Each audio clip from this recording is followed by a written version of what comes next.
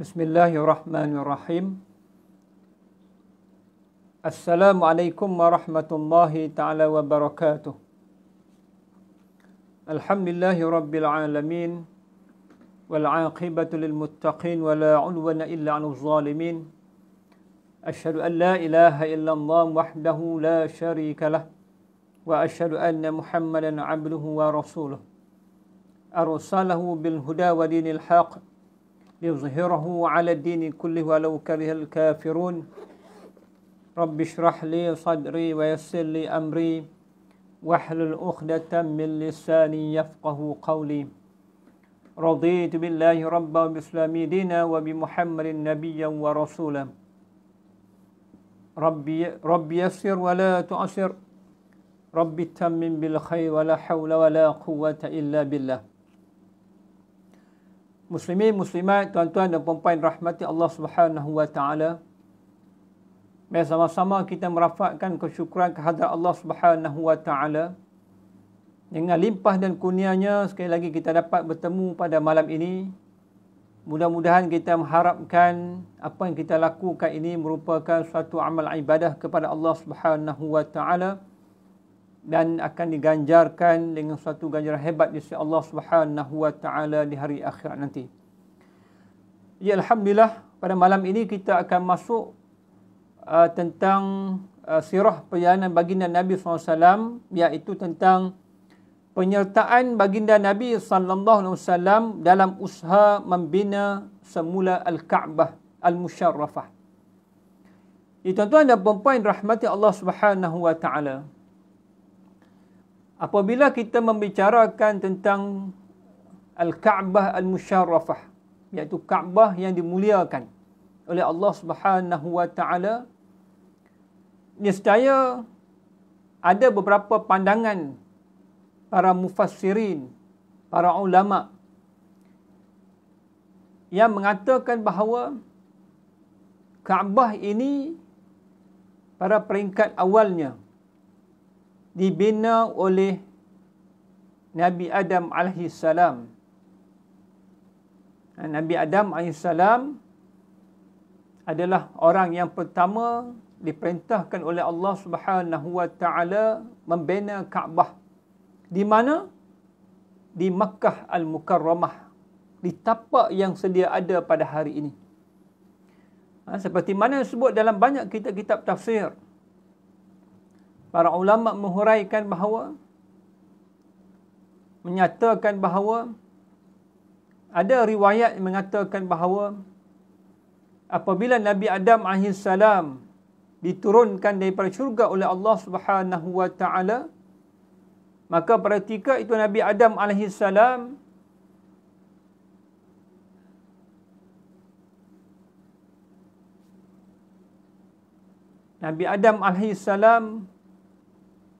berkata kepada Allah Subhanahu wa taala bahawa beliau tidak lagi mendengar panggilan ataupun suara para malaikah. Kerana dalam syurga Allah Subhanahu wa taala, Nabi Adam sentiasa mendengar kalam dan juga percakapan para malaikah. Jadi apabila Nabi Adam AS diturunkan ke atas bumi, di atas muka bumi ini, maka dia tidak lagi mendengar suara dan juga percakapan para malaikat. Maka Allah Subhanahu wa taala merintahkan para malaikat supaya menunjukkan kepada Nabi Adam AS tempat untuk beliau membuat suatu tempat yang dinamakan Kaabah itu untuk baginda Nabi Adam AS melakukan tawaf dan beribadah kepada Allah Subhanahu wa taala. Tuan-tuan dan puan-puan rahmati Allah.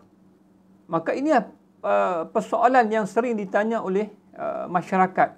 Siapakah orang yang pertama membina Al-Kaabah? Kalau kita melihat ada beberapa riwayat yang telah dinyatakan oleh para ulama tadi, maka mereka menyatakan bahawa Nabi Adam AS lah orang yang pertama yang membina Kaabah di Makkah Al-Mukarramah itu. Itulah tapak asal yang ada pada hari ini, tempat Nabi Adam AS membina Kaabah dengan petunjuk para malaikat pada ketika itu. Maka Nabi Adam AS beribadah kepada Allah Subhanahu Wa Taala, melakukan tawaf dan sebagainya di Kaabah Al-Musharrafah itulah. Seperti mana kita tahu bahawa para malaikat pada peringkat awal dahulu, para malaikat ini mereka melakukan tawaf di arash Allah Subhanahu Wa Taala. Para malaikat pada peringkat awal dulu mereka melakukan tawaf, berpusing mengelilingi arash Allah Subhanahu Wa Taala. Kemudian Allah Subhanahu Wa Taala membina kepada mereka suatu tempat seperti mana Kaabah di langit sana, namanya Baitul Ma'mur. Baitul Ma'mur. Baitul Ma'mur ini adalah tempat para malaikat tawaf melinggi Baitul Ma'mur itu, bertasbih, bertahmid, bertakbir, memuji Allah Subhanahu Wa Taala. Dan sebut juga bahawa Baitul Ma'mur itu tempatnya itu sama dengan tempat Kaabah itu dibina. Sekiranya dikatakan Baitul Ma'mur itu jatuh, nescaya Baitul Ma'mur itu akan jatuh terhempap di atas Kaabah Al-Musharrafah yang berada di Makkah Al-Mukarramah itu. Bermakna Baitul Ma'mur ini yang berada di langit sana adalah tempat para malaikat bertawaf, memuji, bertahmid, bertasbih, bertakbir kepada Allah Subhanahu Wa Taala, tidak pernah berhenti. Dan begitu jugalah apabila Nabi Adam AS diperintahkan oleh Allah Subhanahu Wa Taala supaya turun ke muka bumi, maka Nabi Adam AS diperintahkan oleh Allah Subhanahu Wa Taala untuk membina Kaabah di Makkah itu, dan Nabi Adam AS melakukan tawaf dan sebagainya semata-mata untuk beribadah kepada Allah Subhanahu Wa Taala. Itu yang pertama. Itu adalah manusia yang pertama yang mula membina Al-Kaabah Al-Musharrafah di kota Makkah Al-Mukarramah itu. Kemudian berlalulah begitu masa apabila Nabi Adam AS wafat, maka kemudian Kaabah yang dibina oleh Nabi Adam AS pun telah hilang kerana berbagai-bagai keadaan. Maka ketika itu Allah Subhanahu Wa Taala memerintah pula anaknya yang bernama Syith bin Adam. Syith bin Adam ni adik kepada Habil dan Qabil. Jadi Syith bin Adam ini, maka Allah perintahkan dia pula untuk membina Kaabah di tempat yang asal yang dibina oleh ayahnya Nabi Adam AS. Kan?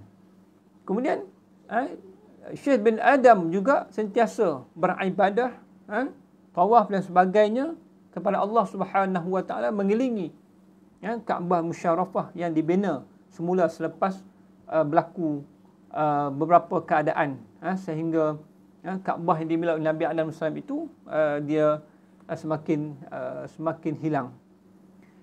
Tuan-tuan dan puan-puan rahmati Allah Subhanahu Wa Taala. Kemudian apabila berlaku banjir yang besar, pada zaman Nabi Nuh AS, maka banjir itu telah menenggelamkan Kaabah yang telah dibina oleh Syith bin Adam AS.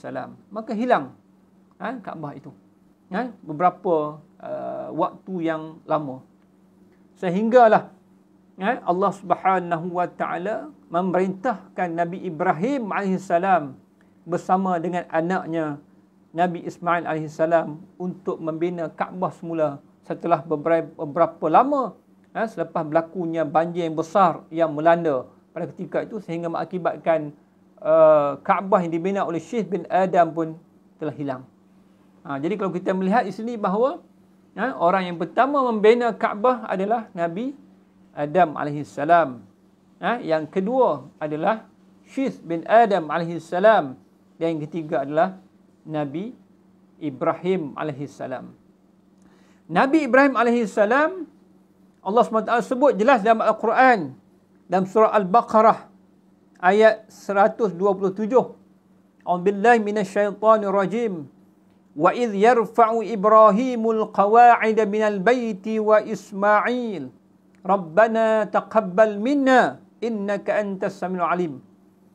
Kata Allah Subhanahu wa taala, dan ingatlah ketika Ibrahim alaihissalam meninggikan, yakni membina dasar-dasar Baitullah bersama anaknya Ismail. Seraya mereka berdoa, ya Tuhan kami, terimalah daripada kami amal-amal kami ini. Sesungguhnya engkaulah yang maha mendengar lagi maha mengetahui. Jadi Allah Subhanahu Wa Taala perintahkan Nabi Ibrahim AS untuk membina Kaabah semula.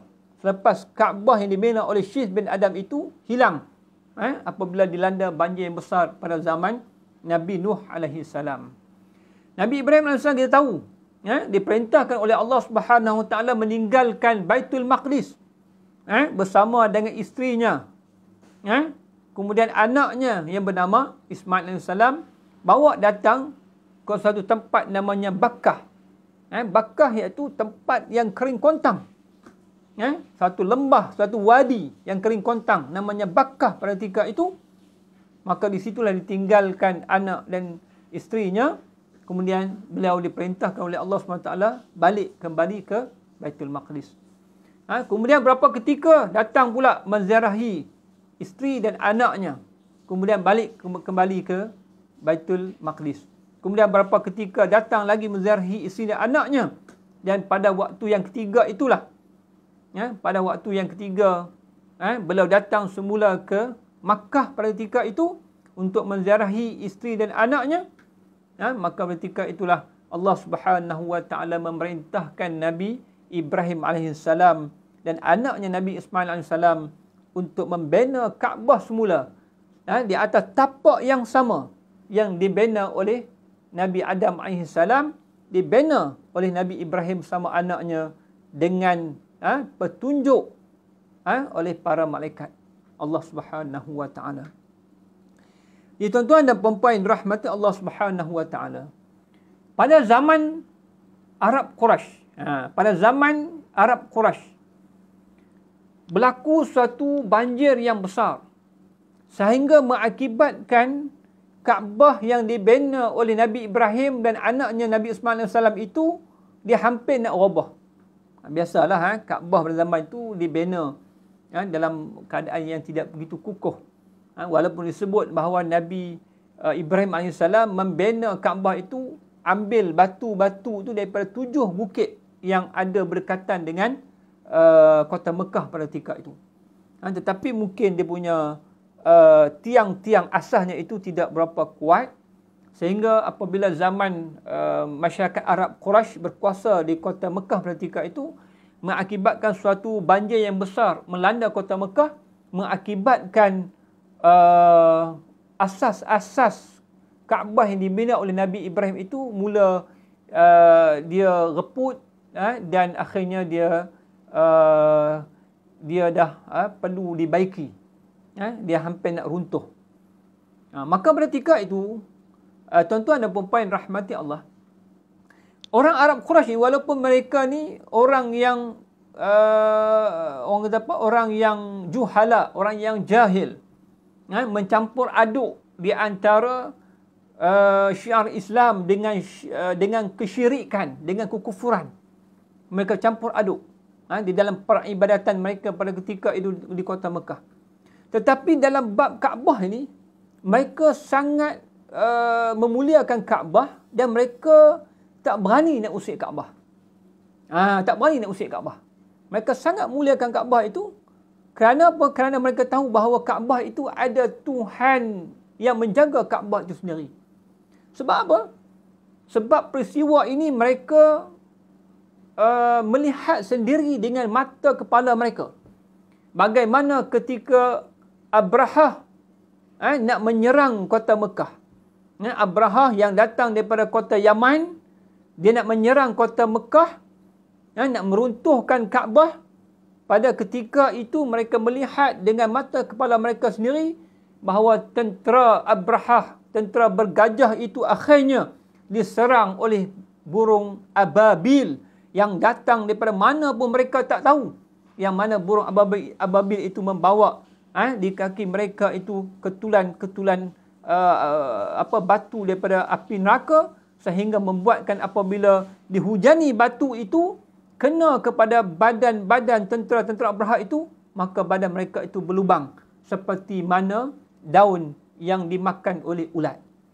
Maka peristiwa tentera bergajah Abrahah ini telah mereka lihat dengan mata kepala mereka sendiri, dan mereka mengambil pengajaran bahawa Kaabah itu kamu jangan main-main. Kamu jangan main-main. Kerana Kaabah itu ada Tuhan yang menjaga Kaabah itu, sehingga tentera bergajah yang diketuai oleh Abrahah pun tidak mampu untuk meruntuhkan Kaabah itu. Maka apabila berlaku banjir yang besar di kota Mekah, mengakibatkan asas pembinaan Kaabah itu dia nak runtuh, maka mereka perlu membinanya semula. Mereka perlu membinanya semula. Tetapi biasalah, mereka tak berani. Mereka tak berani nak usik Kaabah itu. Takut-takut mereka itu akan dihujani dengan batu-batu yang dibawa oleh burung ababil, seperti mana peristiwa tentera bergajah yang mereka pernah lihat pada masa suatu ketika dahulu. Jadi sebab itu mereka takut. Walaupun mereka pembesar Quraisy ni berbincang lah, kita ni kena buat sesuatu ni pada Kaabah ni, sebab Kaabah ni dah semakin hari kita nampak dia nak runtuh. Sebab tiang-tiang asasnya itu dah reput, nak runtuh sebab dia tenggelam banjir yang lama. Tetapi tidak ada di kalangan mereka yang berani nak usik Kaabah tu. Sehinggalah datang seorang yang bernama Walid bin Al-Mughirah. Sehingga datang seorang namanya Walid bin Al-Mughirah. Dia kata tak apa. Sekarang hampa semua tak berani nak usik Kaabah ni.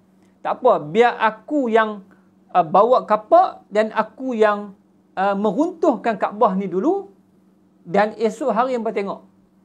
Esok hari hampa tengok, sekiranya kalau aku dah tidur tak bangun dah mati, mungkin itu adalah balasan terhadap aku kerana aku telah meruntuhkan Kaabah. Tetapi kalau aku boleh bangun balik sihat walafiat, maksudnya apa yang aku buat itu mendapat restu daripada Tuhan yang menjaga Kaabah itu. Maka orang yang tak berani. Maka Walid Al-Mughirah inilah, dia seorang yang pada hari itu yang membawa kapak dan mencantas mana-mana bahagian yang perlu dibuang untuk nak baiki, dia mesti kena runtuhkan balik untuk dibaiki. Maka dia runtuhlah beberapa bahagian-bahagian yang perlu diruntuhkan tadi. Dalam keadaan dia sendiri pun berdoa dengan mengatakan bahawa wahai Tuhan, aku ingin melakukan kebaikan kepada Kaabah ini. Maka dia pun runtuhlah sebahagian daripada penjuru Kaabah itu. Maka dia pun balik tidur, dan pagi esok Walid Al-Mughirah bangun dalam keadaan sihat walafiat, tak ada apa pun terjadi kepada dirinya. Maka masyarakat Arab Quraisy pun melihat bahawa Walid bin Al-Mughirah hidup seperti biasa, sihat walafiat pada keesokan harinya. Maka mereka mengetahui bahawa apa yang dilakukan oleh Walid Al-Mughirah itu mendapat perkenan restu daripada Tuhan yang menjaga Kaabah itu sendiri. Maka mereka pun ramai-ramailah meruntuhkan Kaabah itu, meruntuhkan Kaabah itu semula, dan ingin membina Kaabah yang baharu. Tuan-tuan dan puan-puan yang dirahmati Allah Subhanahu wa taala, dalam membina Kaabah yang baru ini, baginda Nabi SAW pada ketika itu Nabi berumur lebih kurang dalam 35 tahun.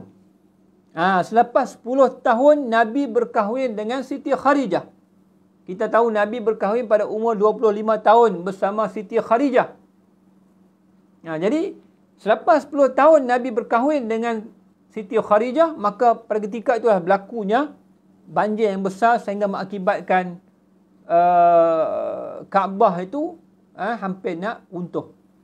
Maka Nabi sallallahu alaihi wasallam pada ketika itu berumur 35 tahun, belum lagi dilantik menjadi rasul. Kita tahu Nabi dilantik menjadi rasul ketika berumur 40 tahun. Bermakna ada lagi lebih kurang 45 tahun sebelum Nabi dilantik menjadi rasul. Maka Nabi terlibat dalam pembinaan Kaabah itu. Jadi tuan-tuan dan puan-puan rahmati Allah, jadi dalam mereka nak membina Kaabah ni, mereka pun binalah Kaabah selepas semua masyarakat Arab Quraisy ni mengambil inisiatif membantu untuk membina semula Kaabah Al-Musyarrafah ini. Jadi tuan-tuan dan puan-puan rahmati Allah, tapi dalam mereka nak membina Kaabah ni,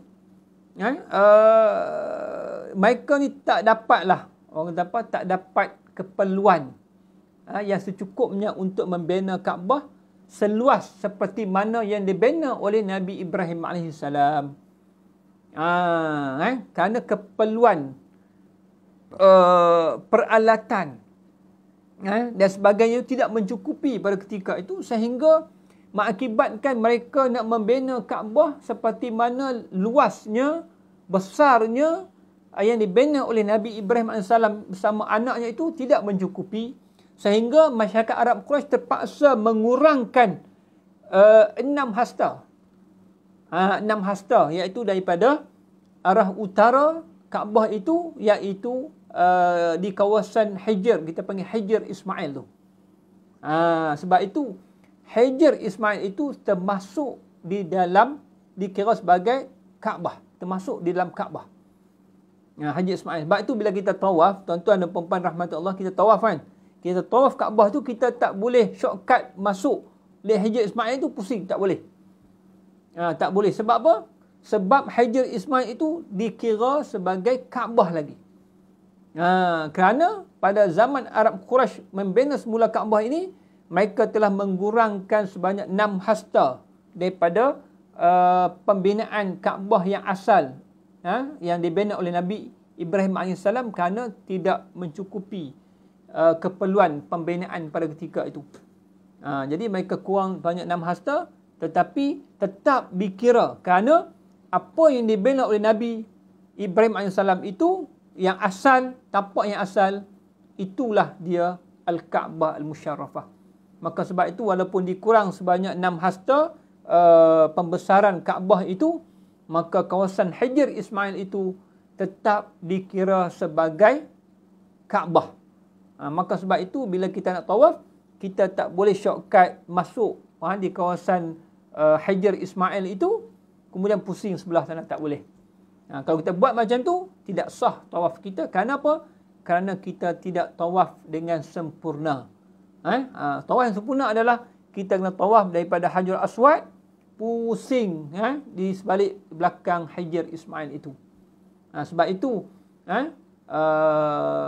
apabila kita selesai tawaf 7 kali tawaf, maka kalau kita ada peluang, kita solatlah di kawasan Hijr Ismail itu. Ganjarannya besar, tempatnya adalah tempat yang mustajab. Kerana apa? Kerana Hijr Ismail itu termasuk ataupun dikira di dalam Kaabah Al-Musyarrafah. Maka itu adalah tapak asal yang dibina oleh Nabi Ibrahim AS bersama anaknya Nabi Ismail AS. Jadi tuan-tuan dan puan-puan rahmati Allah Subhanahu Wa Taala. Jadi masyarakat Arab Quraisy ni, apabila mereka membina Kaabah, bertungku lumus ni, semua main peranan. Sebab mereka ni, mereka tahu Kaabah ni tempat yang dimuliakan oleh Allah Subhanahu Wa Taala, dan mereka juga memuliakan Kaabah. Dan mereka ni, walaupun mereka ni orang kata apa, ada sumber-sumber yang haram, perbuatan jahat mereka, buatan syirik mereka dan sebagainya, tetapi dalam nak membina Kaabah ni, mereka ni tak berani nak menggunakan dana-dana haram. Tu nampak masyarakat Arab Jahiliyah. Walaupun mereka ini memang teruk lah. jahil sangat. Campur aduk di antara kesyirikan dengan ketauhidan kepada Allah SWT dalam ibadat. Minum arak, berjudi, berzina, dan sebagainya. Tetapi dalam bab membina Baitullah Al-Kaabah Musyarrafah ini, mereka tak berani untuk menggunakan dana-dana haram tadi. Dana hasil daripada penjualan arak, daripada penipuan, daripada penzinaan, pelacuran, daripada riba dan sebagainya. Mereka tak berani menggunakan dana-dana haram tadi untuk membina Kaabah. Mereka nak bina Kaabah, mereka cari dana yang bersih, dana yang halal untuk mereka nak bina Kaabah tadi. Kan? Nampak? Sebab apa? Sebab mereka tahu Kaabah ni tempat yang dimuliakan oleh Allah Subhanahu Wa Taala dan ada Tuhan yang menjaga Kaabah itu sendiri. Maka sebab itu mereka tidak dapat peralatan, keperluan yang mencukupi untuk membina Kaabah seperti mana tapak asal yang dibina oleh Nabi Ibrahim AS, dan akhirnya mereka terpaksa mengecilkan sedikit 6 hasta, kerana itulah orang kata keperluan yang mereka dapat pada ketika itu untuk membina Kaabah. Jadi tuan-tuan dan puan-puan rahmati Allah, bila mereka dah bina Kaabah, satu lagi masalah. Kaabah dah naik dah ni. Dulu Kaabah ni rendah sedikit. Rendah sikit. Sekarang ni mereka tinggikan Kaabah itu sampai jadi 15 hasta tinggi dia. Dulu rendah sikit Kaabah tu. Pada zaman Nabi Ibrahim AS, Kaabah tu rendah sikit tinggi dia. Tapi oleh kerana apabila Kaabah ni rendah, pada ketika itu tidak ada bumbung, tidak ada bumbung, maka pencuri-pencuri ini mereka boleh panjat Kaabah tadi dan mereka masuk curi peralatan-peralatan yang berharga yang letakkan dalam Kaabah itu, mereka curi. Maka sebab itu pada zaman Quraisy ini, apabila mereka membina Kaabah semula, mereka meninggikan sedikit Kaabah itu sehingga menjadi 15 hasta. Tinggi dan mereka jadikan dia bumbung, ada bumbung. Ada bumbung kat atas tu. Dulu dia kosong. Kan? Tapi zaman Quraisy mereka tinggikan sedikit supaya kalau ada orang jahat pun dia susah nak panjat sebab tinggi 15 hasta. Kemudian mereka letakkan, jadikan atas itu dia ada bumbung, ada bumbung. Bermakna orang tak boleh nak masuk melalui atas. Itu. Kemudian apabila Kaabah tu dah siap dah, cantik dibina semula pada zaman Arab Quraisy ni, tetapi menjadi suatu perbalahan dan juga menjadi suatu pertengkaran, perkelahian ataupun pertengkaran lah. Di kalangan pembesar-pembesar Quraisy ni, siapakah yang akan meletakkan Hajar Aswad? Ini. Tuan-tuan dan puan-puan rahmati Allah. Ini menjadi masalah besar. Muskilah kabirah. Menjadi masalah besar di kalangan Arab Quraisy. Kerana bagi mereka, siapa yang berhak untuk pegang Hajar Aswad itu, pergi letak balik dekat tempat asal Hajar Aswad itu. Siapa yang paling layak? Kabilah ni kata aku yang paling layak. Kabilah ni kata aku yang paling layak. Kabilah ni kata aku yang paling layak. Semua kabilah tu kata mereka yang paling layak mengangkat Hajar Aswad itu dan letakkan tempat asalnya. Akhirnya bergaduh sama sendiri. Tak selesai masalah itu. Bukan sehari dua, tuan-tuan dan puan-puan rahmati Allah. Disebut dalam kitab sirah sehingga memakan masa selama 5 malam. Mereka bergaduh. Tak dapat jalan penyelesaian. Bertengkar, bergaduh, mesyuarat. Tak dapat juga natijah dia. Siapakah yang paling layak? Kabilah mana yang paling layak untuk mengangkat Hajar Aswad letak di tempatnya itu? Tak dapat jalan penyelesaian. Sehingga 5 malam. Tak dapat. Akhirnya, ada satu kabilah ni, mereka bangun dengan rasa bersungguh-sungguh ingin mengambil Hajar Aswad itu, meletakkan tempatnya, dan mereka sanggup untuk berperang, menumpahkan darah. Mereka tak takut dah. Sehingga sampai macam tu. Mereka kata, kalau apa jadi, jadilah. Kami sanggup berperang, kami sanggup menitiskan darah sekalipun, menumpahkan darah sekalipun. Yang penting, kabilah kami ini adalah kabilah yang mulia, yang layak untuk mengambil Hajar Aswad dan letakkan di tempatnya yang asal. Sampai macam tu. Sehingga datanglah seorang daripada pembesar Quraisy ni, dia kata, jangan bergaduhlah lah ni macam ni. Apa kata?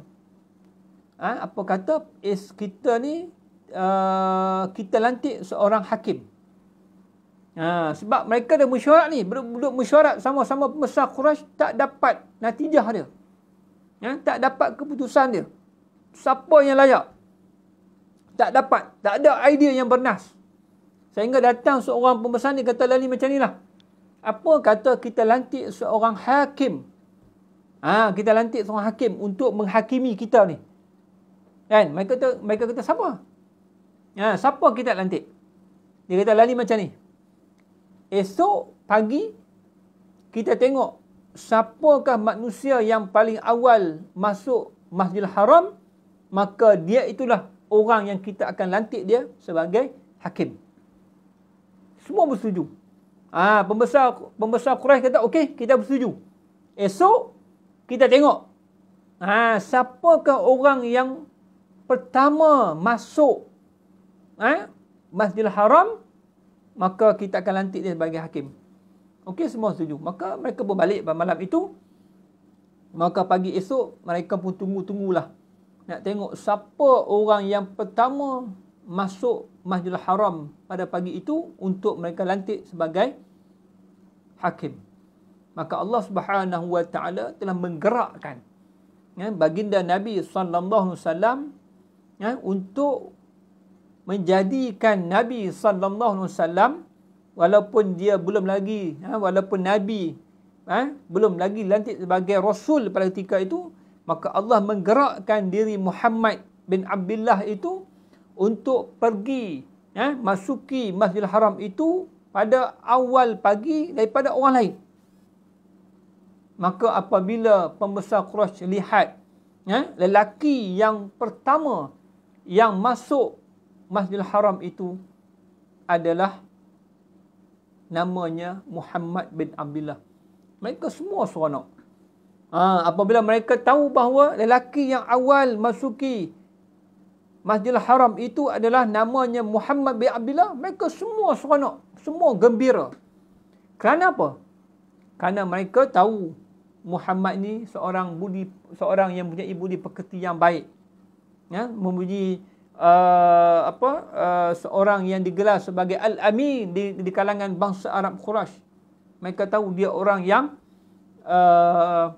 cerdik pandai, orang yang boleh dipercayai apa sahaja percakapannya. Maka mereka pun panggillah Muhammad untuk mengadili kepada mereka siapakah yang paling layak untuk mengangkat Hajar Aswad itu dan meletakkan di tempatnya yang asal.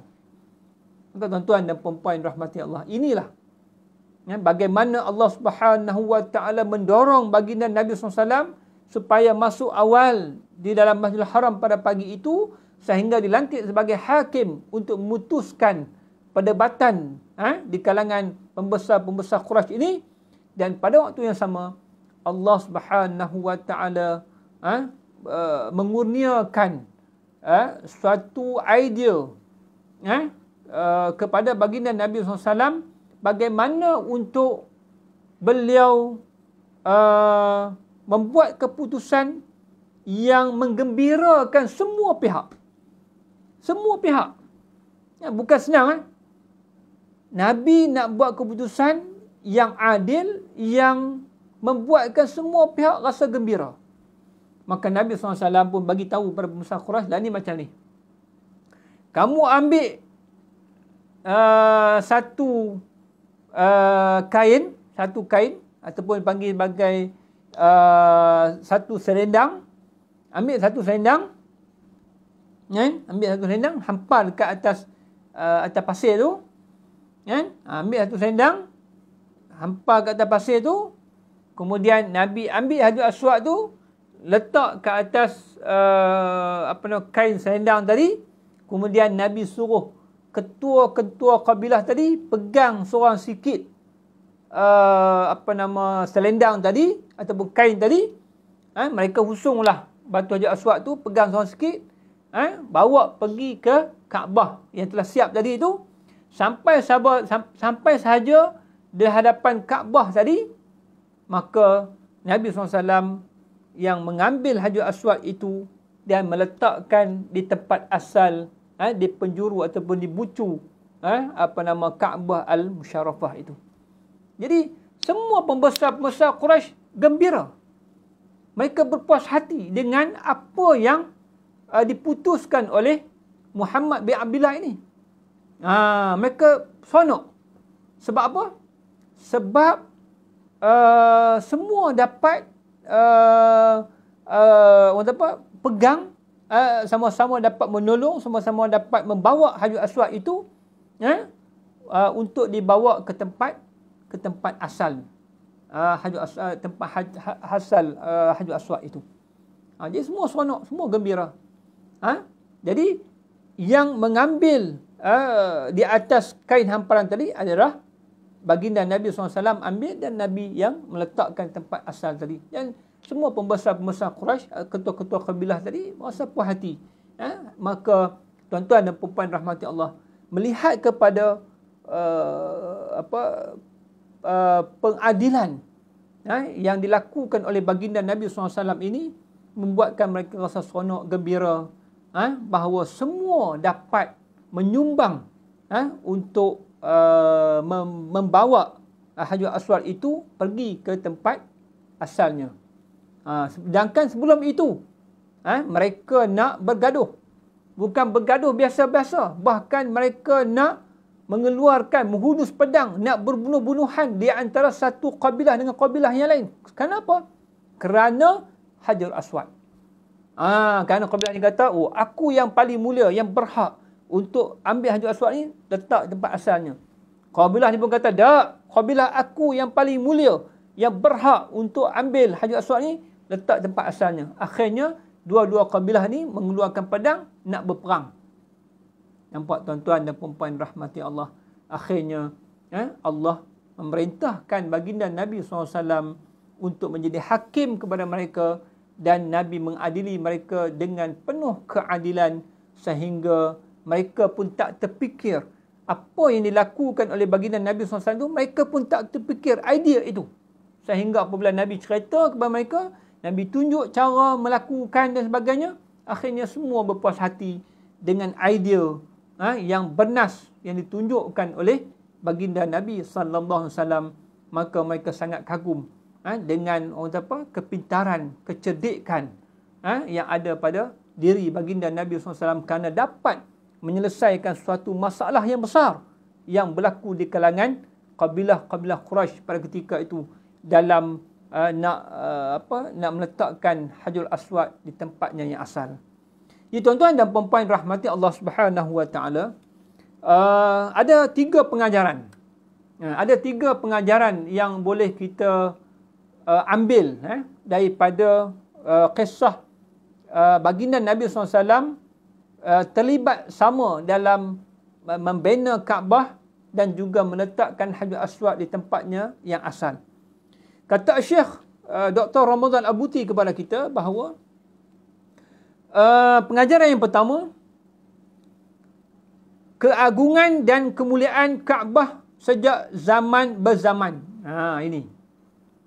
Keagungan dan kemuliaan Kaabah sejak zaman berzaman.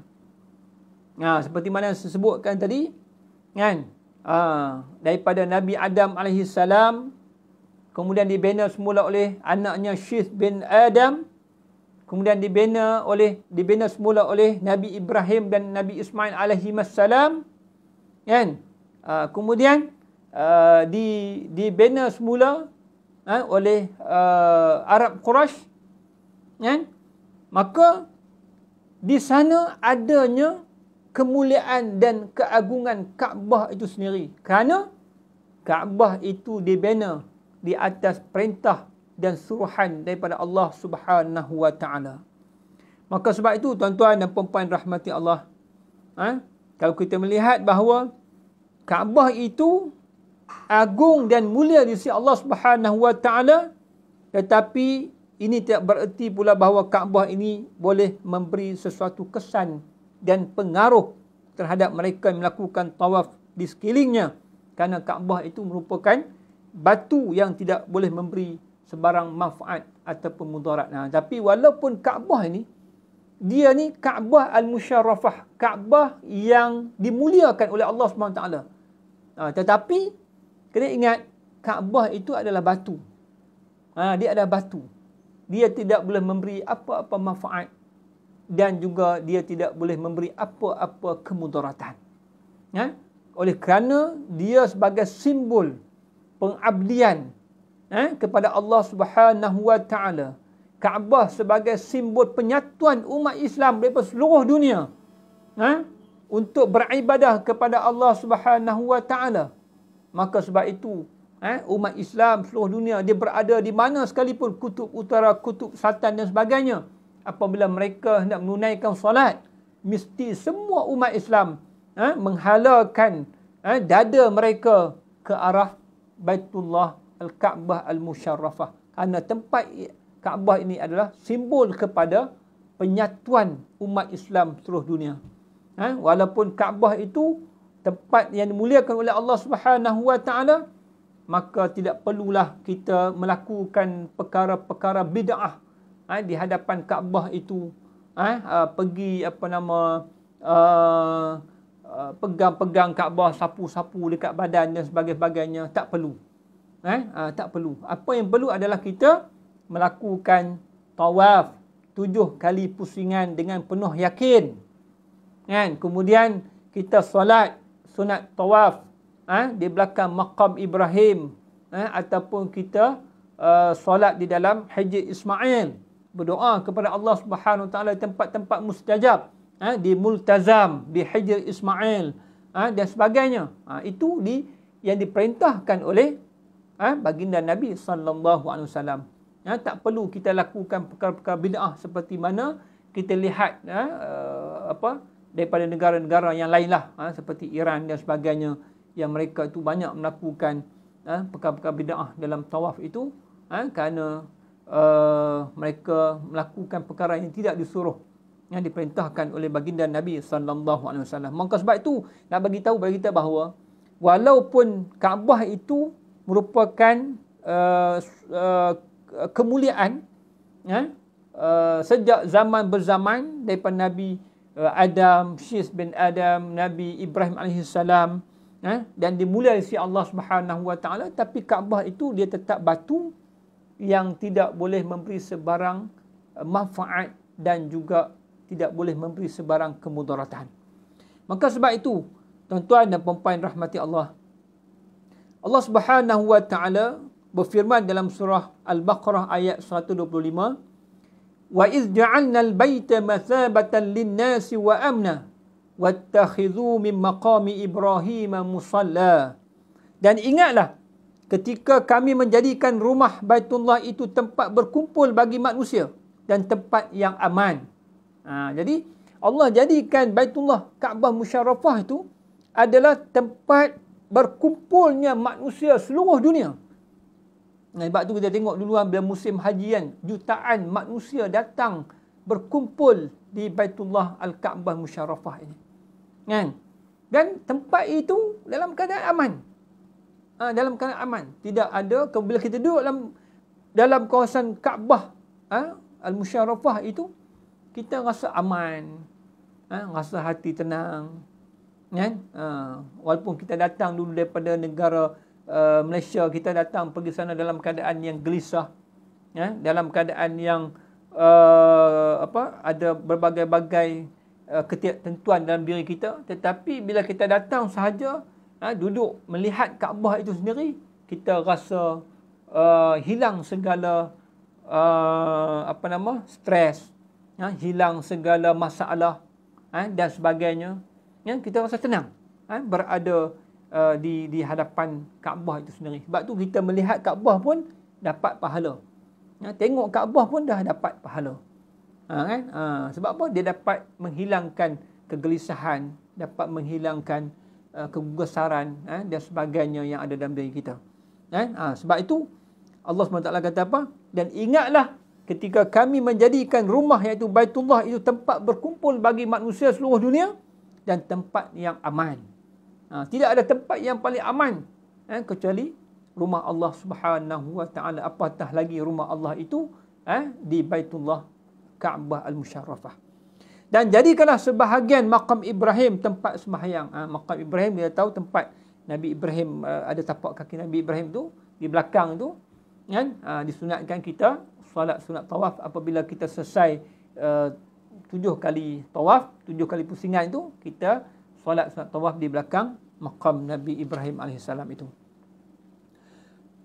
Itu yang pertama. Nak bagi tahu bahawa Kaabah ini agung dan mulia sejak zaman berzaman lagi sehinggalah sampai kepada zaman baginda Nabi sallallahu alaihi wasallam.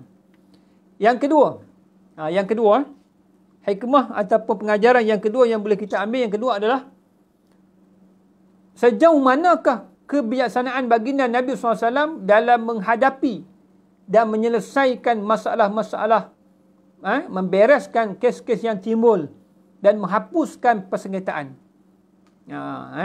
Sejauh mana kebijaksanaan yang ada pada baginda Nabi sallallahu alaihi wasallam. Nak bagi tahu kepada kita bahawa Nabi SAW, kita tahu Nabi SAW dididik, diasuh, ditarbiah terus oleh Allah Subhanahu Wa Taala. Walaupun pada ketika itu Nabi berumur 35 tahun, belum lagi dilantik oleh Allah Subhanahu Wa Taala sebagai Rasulullah. Tetapi kita tahu Nabi ni daripada lahir, daripada baby sampai umur Nabi 40 tahun dilantik sebagai Rasul, Nabi diasuh, dididik, ditarbiah oleh Allah Subhanahu Wa Taala. Maka sebab itu Allah Subhanahu Wa Taala tunjukkan kepada masyarakat Arab Quraisy pada ketika itu bahawa seorang pemuda namanya Muhammad bin Abdullah, tengok akhlaknya, akhlak yang mulia. Budi pekertinya, budi pekerti yang luhur. Seorang yang al-amin, yang paling amanah, tidak pernah bercakap bohong dan ada karakter dalam diri dia, dan seorang yang orang kata apa, berfikiran bernas, ada idea yang bernas dalam menyelesaikan masalah. Tengok, Allah Subhanahu Wa Taala telah tunjuk kepada masyarakat Arab Quraisy pada ketika itu tentang kebijaksanaan, kepintaran, sifat fatanah yang ada pada diri Muhammad bin Abdullah, yang dapat menyelesaikan orang kata apa, suatu masalah yang besar yang berlaku dalam kalangan masyarakat Arab Quraisy pada ketika itu. Itu yang kedua. Sebab itu tuan-tuan dan puan-puan rahmati Allah, kita pada hari ini kita juga kena ambil pengajaran bagaimana Nabi SAW dia menjadi seorang yang adil, seorang yang dapat menyelesaikan masalah-masalah yang berlaku di antara dalam kalangan masyarakat ni. Dia dapat menyelesaikan masalah itu dengan baik. Maka sebab itu kita juga dalam masyarakat pada hari ini, kita jangan menjadi batu api. Jangan jadi batu api, membakar di antara satu sama lain, ataupun kita menghuru-harakan di antara satu sama lain, ataupun kita membuatkan pergaduhan di antara satu kumpulan yang lain. Tapi biarlah kita menjadi orang tengah, menjadi orang tengah ataupun hakim, yang boleh memberi idea yang bernas di antara dua kumpulan yang bertelagah tadi, supaya mereka itu bersatu, mereka itu dapat menyelesaikan masalah dengan cara yang baik, dan akhirnya mereka rasa gembira dengan apa yang kita lakukan tadi. Kerana apa?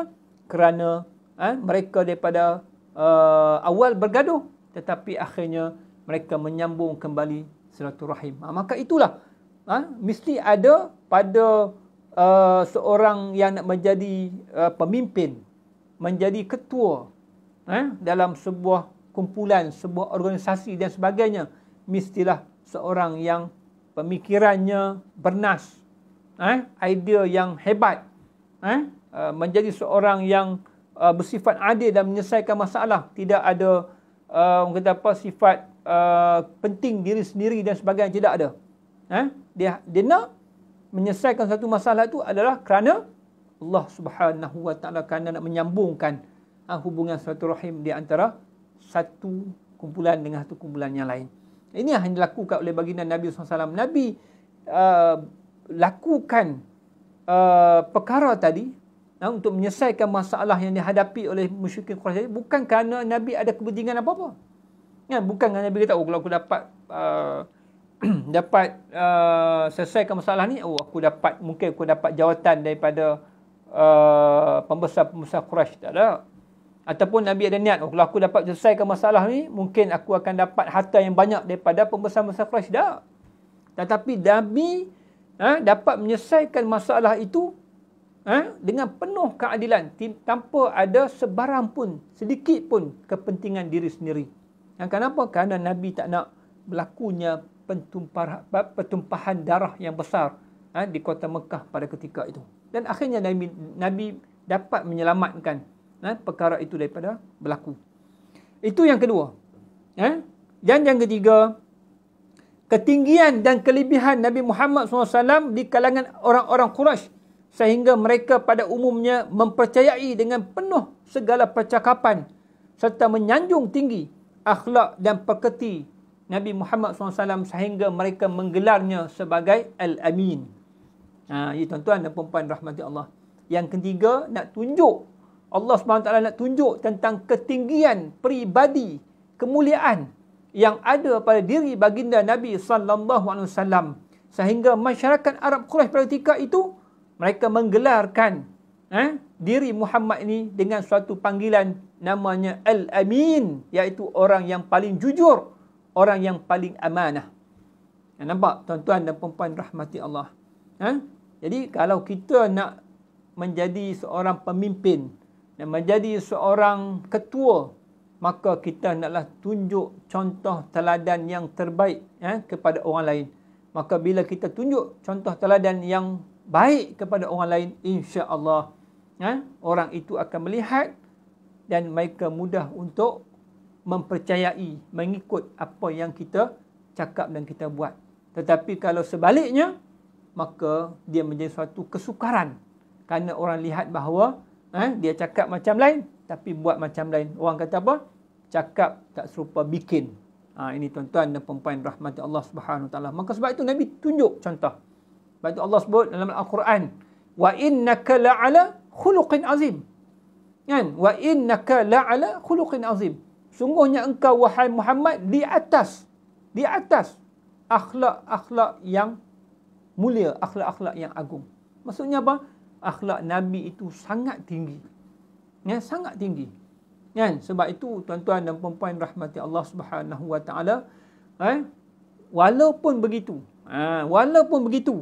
apabila baginda Nabi SAW berumur 40 tahun, Nabi dilantik oleh Allah Subhanahu Wa Taala sebagai Rasul Allah. Apabila Nabi mengajak masyarakat Arab Quraisy kota Mekah untuk beriman kepada Allah dan Rasul, pada ketika itu ramai daripada masyarakat Arab Quraisy yang menentang baginda Nabi SAW. Kenapa? Bukan mereka tak tahu bahawa Nabi Muhammad itu seorang yang bersifat Al-Amin, seorang yang jujur, seorang yang paling amanah, seorang yang tidak pernah bercakap bohong, akhlak mulia, mempunyai perwatakan yang baik, dan sebagainya. Bukan mereka tak tahu. Tetapi kenapa mereka tak nak ikut Nabi? Kenapa mereka menentang perjuangan dakwah baginda Nabi SAW? Kenapa? Kerana tidak lain dan tidak bukan, tuan-tuan dan puan-puan rahmati Allah, kerana dalam diri mereka ini ada hasad dengki. Kerana dalam diri mereka ini ada kepentingan duniawi.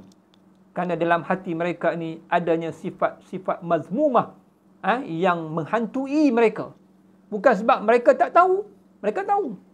Mereka tahu Nabi itu seorang yang sangat mulia. Akhlaknya, jiwanya, jujur, amanah, percakapannya tidak pernah bohong. Mereka tahu. Sebab mereka kenal Nabi daripada kecil sampai umur 40 tahun. Mereka kenal Nabi. Tapi kenapa mereka menentang Nabi? Bukan kerana akhlak Nabi. Bukan kerana mereka tak percaya dengan Nabi. Tak. Tetapi mereka menentang Nabi kerana dalaman mereka ini busuk. Hasad dengki yang tebal. Sifat-sifat mazmumah yang tinggi, yang kuat yang ada dalam diri mereka. Ada kepentingan duniawi dalam diri mereka. Maka sebab itu mereka menentang Nabi, mereka menolak Nabi. Mereka tak mau terima dakwah Nabi. Dan akhirnya sampai mereka nak tangkap Nabi, nak bunuh Nabi. Itulah tuan-tuan dan puan-puan rahmati Allah. Ada 3 ibrah, ada 3 pengajaran yang boleh kita kutip daripada kisah yang kita bacakan pada malam ini, iaitu pernyataan baginda Nabi SAW dalam usaha membina semula Al-Kaabah Al-Musyarrafah. Tuan-tuan dan puan-puan rahmati Allah, mudah-mudahan apa yang kita bincangkan pada malam ini boleh kita mengambil iktibar dan juga pengajaran bahawa Kaabah Al-Musyarrafah ni yang berada di kota Mekah Al-Mukarramah pada hari ini adalah tempat yang agung, yang tempat yang mulia di sisi Allah Subhanahu wa taala. Sebab itu baginda Nabi SAW bagi tahu kepada kita, kalau kita pergi sana, kita tak melakukan tawaf pun lagi. Kita tengok saja Kaabah itu sendiri, dapat pahala dah. Nak bagi tahu kepada kita, nak gambarkan kepada kita bahawa Kaabah itu tempat yang mulia dan agung di sisi Allah Subhanahu wa taala. Sehingga kita tengok Kaabah pun dah dapat pahala. Itu yang pertama. Yang kedua, tentang kebijaksanaan yang Allah Subhanahu wa taala kurniakan kepada baginda Nabi SAW. Kerana apa? Kerana di atas sifat kenabian dan kerasulan yang Allah SWT beri kepada Nabi, maka di situlah Allah kurniakan kebijaksanaan, sifat fatanah yang ada pada diri baginda Nabi SAW. Itu yang kedua. Dan yang ketiganya, ketinggian dan akhlak. Ketinggian akhlak yang ada pada diri baginda Nabi SAW menggambarkan kepada kita bahawa inilah ciri-ciri seorang pemimpin, ciri-ciri seorang ketua yang perlu ada kepada seorang pendakwah, da'i, kepada pemimpin, ketua keluarga dan sebagainya. Maka dia kena ada sifat-sifat yang mulia seperti mana yang ada pada diri baginda Nabi SAW. Ini tuan-tuan dan puan-puan rahmati Allah, mudah-mudahan apa yang kita bincangkan pada malam ini, Allah Subhanahu wa taala buka pintu hati kita, memberi kefahaman kepada kita tentang sirah perjalanan manusia agung yang hebat ini, yang jasanya, pengorbanannya cukup besar, yang tidak boleh kita gambarkan bagaimana pengorbanan, kesusahan, kesukaran, sehingga baginda Nabi SAW menggadaikan harta bendanya, bahkan nyawanya sendiri adalah semata-mata untuk menyebarkan Islam ke seluruh pelosok dunia sehingga sampai kepada kita pada hari ini. Itu tuan-tuan dan puan-puan rahmati Allah, insya-Allah kita bertemu lagi pada masa akan datang. Saya mohon ampun dan maaf sekiranya ada salah dan silap. Mudah-mudahan kita istiqamah mempelajari dan juga membaca kitab-kitab sirah tentang perjalanan hidup manusia agung ini, supaya kita kenal diri baginda Nabi SAW dengan lebih dekat, supaya ia akan menyuburkan dalam jiwa kita rasa sayang, rindu, cinta untuk bertemu dengan baginda Nabi SAW di hari akhir nanti, insya-Allah. Sekadar itu sahaja. Aqulu qawli hadza wa astaghfirullahalazim li wa lakum. Wassalamualaikum warahmatullahi taala wabarakatuh.